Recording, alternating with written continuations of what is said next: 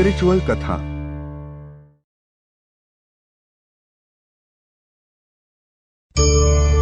कभी किसी पक्षी को घोंसले की नींव बनाते देखा है? अथक परिश्रम करके तिनका तिनका बिटोर कर वो पक्षी अपना घोंसला बनाता है, अपनी संतान के लिए एक सुरक्षित घर बनाता है। और फिर कहीं से तीव्र आंधी आती है, भारी वर्षा होती है और उसका घोंसला तिनका तिनका करके बिखर जाता है। फिर वो पक्षी क्या करता है? वो रोता नहीं, ना ही विलाप करता है। वो बिना विलंब करे फिर से अपना घोंसला बनाना प्रारंभ कर देता है और सफलता पाता है। फिर हम क्यों छोटी छोटी असफलता से भयभीत होकर परिश्रम करना छोड़ देते हैं? एक बात सदा स्मरण रखिएगा, हर वृक्ष कुल्हाड़ी की एक मार से नीचे नहीं गिरता, हर चट्टान घन के एक प्रहार से नहीं टूटती। सफलता पाने के लिए अनावरत परिश्रम करना ही मात्र एक मार्ग है। स्वीकारण, सत्य का स्वीकारण मनुष्य के लिए बहुत ही महत्वपूर्ण है। जब तक मनुष्य सत्य को स्वीकार नहीं करता, उसे असत्य से लड़ने की शक्ति प्राप्त नहीं होती। जब आप भोजन करते हैं तो क्या होता है? आपका पेट स्वीकारता है कि वो भर चुका है और आप भोजन करना बंद कर देते हैं। जब आपको निद्रा आती है तो क्या होता है? आपका मन स्वीकारता है कि आपका शरीर थक चुका है और उसे विश्राम की आवश्यकता है। उसी प्रकार जब आपको किसी व्यसन को रोकना हो तो आपको स्वीकारना पड़ता है कि बहुत हो चुका, चाहे वो लालच हो या मदिरापान। उस व्यसन का त्यागना तभी प्रारंभ होता है जब आप ये स्वीकार कर लेते हैं कि आप उस व्यसन के बंधक हैं। हम में से ऐसा कोई नहीं जिनकी परछाई उनसे दूर रहती। हमारी परछाई सदैव हमारे साथ रहती है। कदाचित हमारी परछाई हमारे कर्मों के फलों का संकेत है। कदाचित इसी कारण कई बार हमें अपनी परछाई से भय भी लगता है, परंतु इस भय से निवारण पाने का एक साधन अवश्य है। वो है सूर्य की ओर मुख करना या किसी प्रकाश के स्रोत की ओर मुख करना, क्योंकि तब हमें हमारी परछाई दिखाई नहीं देती। यदि इसे जीवन के संदर्भ में देखें तो ये प्रकाश का स्रोत शुभ कर्मों की चेतना है। यदि आपके मन में शुभ कर्म करने की इच्छा है तो आपको कभी भी अपने कर्मों के फल का भय नहीं होगा, क्योंकि यदि आपका मन शुद्ध होगा तो आपके कर्म शुद्ध होंगे और शुद्ध कर्मों का फल कभी अशुद्ध नहीं हो सकता। आज मैं आप सबको एक कथा सुनाता हूं। एक दिन प्रातः एक व्यापारी अपने घर से निकला। घर से निकलते ही एक बिल्ली ने उस व्यापारी का मार्ग काट दी। व्यापारी घबरा गया। वो फिर से घर लौट गया और शुभ घड़ी की प्रतीक्षा करने लगा। और जब वो पुनः अपने घर से निकला तब वो वाहन जा चुका था जिससे राजा तक पहुंचकर उसे भेंट देनी थी। राजा को भेंट नहीं मिली। राजा क्रोधित हो गए। राजा ने उस व्यापारी का व्यापार बंद करवा दिया। इस कारण व्यापारी क्रोधित होकर घर पर अपनी पत्नी से लड़ बैठा। पत्नी अपने बच्चों समेत मैके वापस चली गई और उस व्यापारी के जीवन में यदि कुछ रह गया था तो केवल अंधकार। और इन सब का कारण वो उस बिल्ली को मानता रहा जिसने उसका मार्ग काटा था। ऐसा ही एक दूसरा व्यापारी राजा को भेंट देने निकला और उस व्यापारी का मार्ग भी एक बिल्ली ने काट दिया। वो व्यापारी तनिक घबराया, परंतु उसने आगे बढ़ना अधिक उचित समझा। राजा तक वो समय पर पहुंचा। उसने राजा को भेंट की। राजा प्रसन्न हुए और राजा ने व्यापारी को अपना व्यापार बढ़ाने की अनुमति दी, स्वर्ण आभूषण दी। जब व्यापारी घर पर पहुंचा तो पत्नी को आभूषण और अपने बच्चों को देने के लिए वस्त्र थे उसके पास। हर ओर प्रसन्नता थी। समझ रहे हैं ना, दोनों के साथ एक ही प्रकार की घटना हुई, परंतु दोनों की प्रतिक्रिया भिन्न थी। ऐसा ही हमारा जीवन भी है। हमारे जीवन में प्रारब्ध का अपना स्थान है, परंतु उससे कई अधिक महत्वपूर्ण हमारी प्रतिक्रिया, हमारे सोच का प्रभाव है। क्योंकि यही हमारे जीवन को आकार देते हैं। इसलिए अपनी सोच को सकारात्मक रखिए। आपका जीवन सदैव आनंदमय रहेगा। आप इन दो पात्रों को देख रहे हैं। मेरे इस पात्र में जल है और ये पात्र मिष्ठान से भरा हुआ है। दोनों ही पात्र भरे हैं, परंतु देखिए, मिश्री को जल में मिला दिया। जल ने मिश्री को अपना लिया। मिश्री ने अपना अस्तित्व खो दिया, परंतु जल को अभिमान है कि उसका अस्तित्व अभी भी बना हुआ है। परंतु जो इस जल को चखेगा उसे अवश्य पता चल जाएगा कि ये जल अब वो जल नहीं रहा, ये अब शरबत बन गया। हमारा त्याग, हमारे बलिदान भी ऐसे ही होते हैं। जो इस बात को अनुभव करते हैं वो समझ सकते हैं कि कैसे हमने समय की धारा को बदल दिया। जो बलिदान देते हैं उनका अस्तित्व कभी नष्ट नहीं होता, अपितु उनका बलिदान संसार में कुछ ना कुछ परिवर्तन अवश्य लाता है। हम सभी कभी ना कभी, कहीं ना कहीं अपने जीवन में यात्रा अवश्य करते हैं। हमारी यात्रा में कभी पक्के रास्ते आते हैं तो कभी कच्चे रास्ते। पक्के रास्ते मनुष्य बनाता है और कच्चे रास्ते जानते हैं कैसे बनते हैं? चलते चलते बन जाते हैं। जब लोग एक स्थान से जाते हैं तो पैरों के दबाव से नीचे की घास कुचल जाती है। बार बार उस मार्ग से जाने से धीरे धीरे मार्ग स्वतः ही बन जाता है। और यही जीवन है, यही नियति है। जब आपके जीवन में आपको मार्ग ना मिले तो रुकिए नहीं, आगे बढ़ते रहिए और आपके पैरों के दबाव से मार्ग स्वतः ही बन जाएगा। हम सभी अपने जीवन में सफलता चाहते हैं, है ना? उसके लिए हम रात दिन परिश्रम करते हैं, कड़ी मेहनत करते हैं, परंतु फिर भी असफल हो जाते हैं। परंतु ऐसा क्यों होता है? कभी सोचा आप सबने? क्योंकि सफलता पाने का मंत्र बड़ा कठिन नहीं, बड़ा सरल है। उचित विचार, उचित समय, उचित स्थान पर उचित प्रहार। जब आपके विचार, समय, स्थान और प्रहार यानी परिश्रम उचित है तो सफलता आप ही को मिलेगी। जिस प्रकार एक लोहार लोहे से कुछ बनाते समय उस लोहे के सही ताप तक के आने की प्रतीक्षा करता है और समय आने पर उचित स्थान पर पर्याप्त बल से प्रहार करता है और लोहा आकार ले लेता है, ठीक उसी प्रकार आपकी सफलता भी आकार लेती है। हम सभी को अपने जीवन में कभी ना कभी निराशा मिलती है, असफलता मिलती है और अधिकतर लोग इसके पश्चात भाग्य का रोना लेकर बैठ जाते हैं। कुछ कहते हैं कि जिस स्थान पर मैं हूं उससे कई ऊंचे स्थान पर होने के योग्य था, परंतु नहीं जा पाया। किसी को पीड़ा है कि उसे जो मिलना चाहिए था वो उसे नहीं मिला, भाग्य ही बुरा था।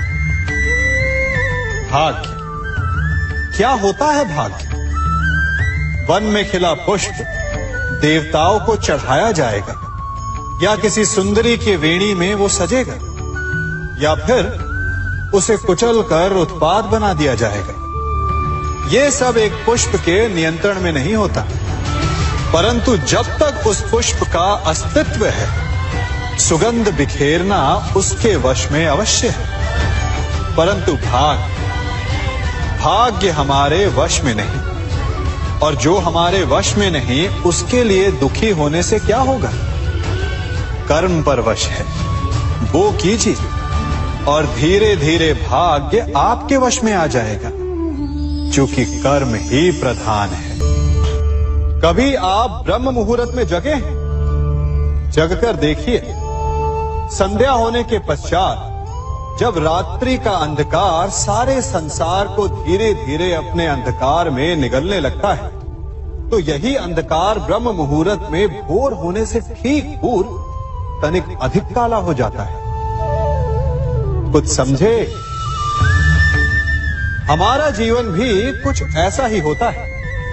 जब हमारे जीवन की समस्याएं अपने अंत पर होती है, तो यही समस्याएं एक भीषण रूप लेकर हमारे समक्ष प्रस्तुत हो जाती है, और ऐसे परिस्थिति में अधिकतर लोग हार मान जाते हैं, भय खा जाते हैं। परंतु यदि आप हार न माने, भय न खाएं, दृढ़ रहें, निरंतर आगे बढ़ते रहें, तो प्रकाश के रूप में हमारा स्वागत करने के लिए सूर्य उदय सदा हमारे समक्ष प्रस्तुत रहेगा।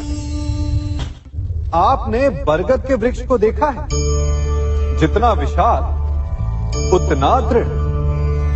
पतझड़ में वो सूख जाते हैं, परंतु दुर्बल नहीं होते, टूटकर गिरते नहीं। और उसके विपरीत दलदल में उपजे वृक्षों को देखिए, वो दिखने में तो बड़े होते हैं, पतझड़ आए या शीत सदा हरे भरे होते हैं, परंतु इतने दुर्बल होते हैं कि जलधारा के हल्के से वेग से वो गिर जाते हैं। परंतु ऐसा क्यों होता है? कारण है जड़ें। जिसकी जड़ें दृढ़ भूमि में है, वो हर चक्रवात, हर ऋतुओं को सह लेता है, और जिसकी जड़ें दलदल में है, वो स्वयं की जड़ों को दुर्बल बना लेता है। कुछ ऐसा ही मनुष्य भी होता है, जो अधर्म, कुकर्म और असत्य की धरा पर उपजा है। वो समय की एक मार भी नहीं सह पाता, और जो मनुष्य सत्य, धर्म की धरा पर उपजा है, वो हर समस्या से अविचलित हो जाता है। अब आप पर निर्भर करता है कि आप क्या बनना चाहते हैं। हमारे जीवन में मित्र और शत्रु बड़ा महत्व रखते हैं। यदि गंभीरता से सोचा जाए तो ऐसा कोई क्षण नहीं जब हम अपने मित्रों के बारे में ना सोचते हो या फिर अपने शत्रुओं के बारे में। हमारा हर कार्य या तो हमारे मित्रों के हित के लिए होता है या फिर हमारे शत्रुओं के अहित के लिए। हम हर स्थान या तो अपने मित्रों के साथ होते हैं या फिर अपने शत्रुओं के साथ। कोई नहीं चाहता कि उनका शत्रु प्रसन्न रहे। हर कोई अपने शत्रु को नष्ट कर देना चाहता है, और ऐसा करने के लिए वो हर संभव प्रयास करता है। उसे आर्थिक, मानसिक और शारीरिक हानि पहुंचाने का प्रयास करता है। परंतु यदि मैं आज आपको ऐसा मंत्र सिखाऊं जिससे आप अपने शत्रु को सदा के लिए नष्ट कर दें तो, और वो मंत्र है मित्र बनाना। अपने सभी शत्रुओं को अपना मित्र बना लीजिए और आपके सारे शत्रु स्वतः ही समाप्त हो जाएंगे। मैं क्या कर रहा हूं? मैं दिए प्रज्वलित कर रहा हूं ताकि अंधकार को मिटा सकूं। अब आप कहेंगे कि इसमें कौन सी बड़ी बात है ना? परंतु इसमें महत्वपूर्ण बात समझने के लिए यह है कि मैं क्या नहीं कर रहा हूं, और मैं अंधकार नहीं कर रहा हूं। क्योंकि अंधकार को मिटाने के लिए प्रकाश का अस्त्र तो उठाना ही पड़ता है। बुराई को बुराई से नहीं, अच्छाई से जीता जाता है। अन्याय को अन्याय से नहीं, न्याय से लड़ा जाता है। क्रोध को क्रोध से नहीं, क्षमा का साथ लेना होता है। ठीक उसी प्रकार एक लोहा लोहे को काटता है, परंतु एक ठंडा लोहा ही गर्म लोहे को काट सकता है। इसलिए यदि आपको अपने जीवन में विजयी होना है तो अपने शस्त्रों को, अपने अस्त्रों को सोच समझ कर उठाइए, क्योंकि एक अनुचित सोच परिणाम पर भारी प्रभाव डाल सकती है। आप सब सोच रहे होंगे कि ये क्या मैं करने लगा। मैं इस पौधे को जड़ से उखाड़ रहा हूं। आश्चर्य हो रहा है ना कि एक पौधे को उखाड़ना या काटना ना केवल एक अपराध है अपितु पाप भी है। तो फिर मुझे ऐसा करने की क्या आवश्यकता पड़ गई? क्योंकि कई बार विनाश ही सृजन तक पहुंचाता है। यदि नया भवन बनाना हो तो पुराने भवन को गिराना पड़ता है। व्यवस्था को परिवर्तित करने के लिए क्रांति लानी पड़ती है। और उसी प्रकार यदि किसी वृक्ष या किसी पौधे की जड़ों में घुन लग जाए या उसका मूल सड़ जाए तो उसे जड़ से उखाड़ देना ही श्रेयस्कर होता है, ताकि उस स्थल पर नए पौधे उपज सके। युद्ध करना पर्याय नहीं, परंतु कभी कभी शांति के लिए युद्ध करना आवश्यक हो जाता है। संसार में सबसे श्रेष्ठ क्या है? फूल या कांटे, प्रेम या घृणा, संपन्नता या दरिद्रता, मित्र या शत्रु? बताइए। अब आप भी कहेंगे कि भला ये कोई पूछने की बात हुई? अवश्य, फूल, प्रेम, संपन्नता और मित्र ही श्रेष्ठ है।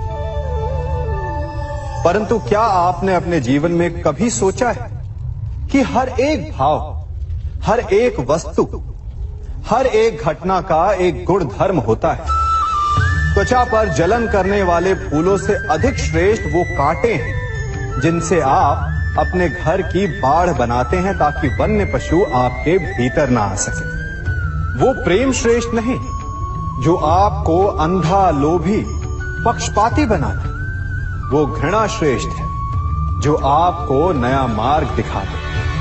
वो संपन्नता श्रेष्ठ नहीं जो आपको कृपण बनाता, मद्दांध बनाता। वो दरिद्रता श्रेष्ठ है जो आपको जीवन में परिश्रम करने की शिक्षा दे। कुविचार देने वाले, बुरा मार्ग दिखाने वाले मित्रों से अधिक श्रेष्ठ वो शत्रु होते हैं जो हमें जीवन का लक्ष्य दे दे। इसलिए अपने जीवन में हर वस्तु, हर भाव, हर घटना के गुण धर्म को पहचानिए और उसके पश्चात अपना चयन कीजिए। स्वर्ण, हम सभी को अपने जीवन में स्वर्ण से कभी ना कभी कुछ ना कुछ थोड़ा या अधिक मोह होता ही है ना? परंतु क्या आपने कभी सोचा कि स्वर्ण को प्राप्त कैसे किया जाता है? जब भूमिगत खदानों से स्वर्ण को निकाला जाता है तब वो एक पाषाण की भांति होता है। ऐसा पाषाण जिससे आप किसी को भी मार सकते हैं, परंतु उसे आभूषण के रूप में स्वयं के शरीर पर धारण नहीं कर सकते। यदि उसे आभूषण बनाना है तो उसे लंबी यात्राएं करनी होती है।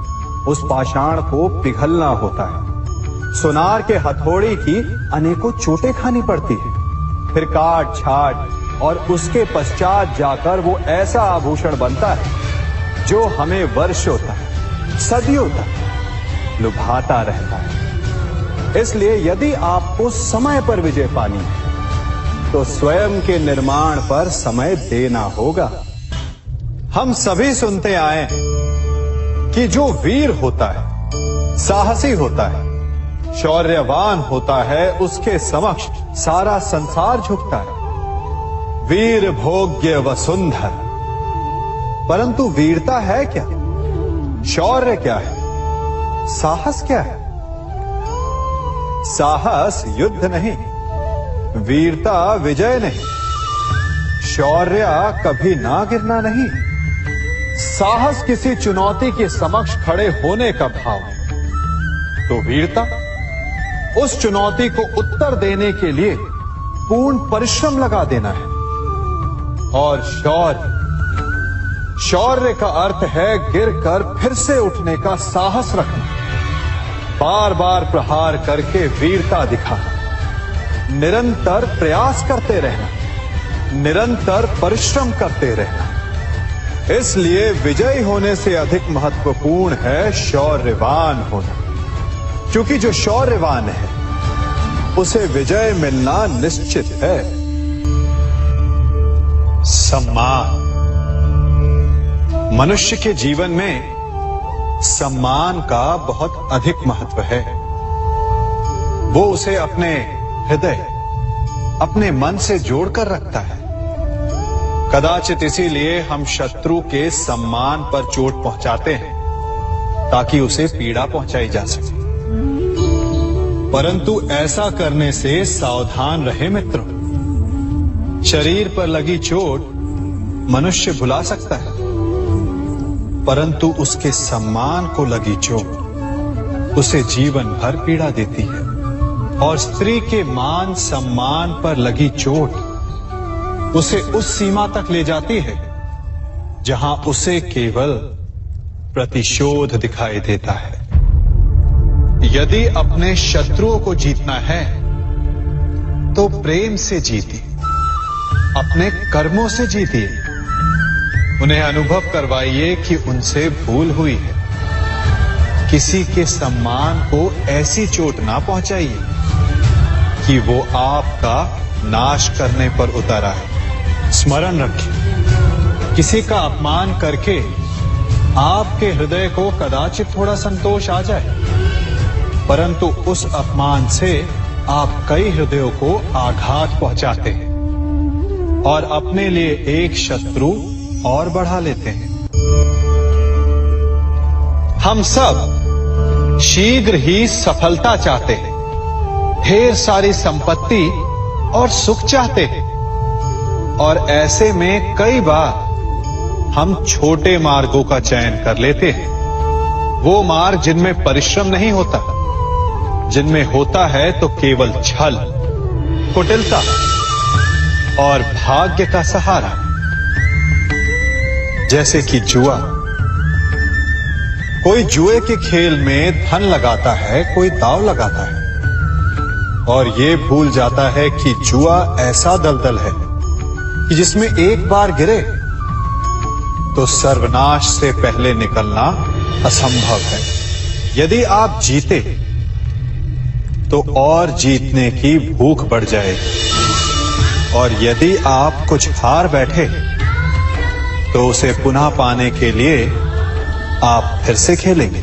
मनुष्य को ये आभास ही नहीं होता कि अपनी संपत्ति के साथ साथ वो अपनी मानवता, अपने संस्कार, अपना धर्म और अपना उत्तरदायित्व तक सभी जुए की भेंट चढ़ा देता है। इसलिए कुछ पाना है तो परिश्रम से पाओ। यदि कुछ जुए में जीता तो वो उतना शीघ्र ही खो दोगे, चूंकि उसे परिश्रम से पाया नहीं गया है, और उसकी रक्षा करने के लिए आपके मन में स्वाभाविक प्रयास भी नहीं होंगे।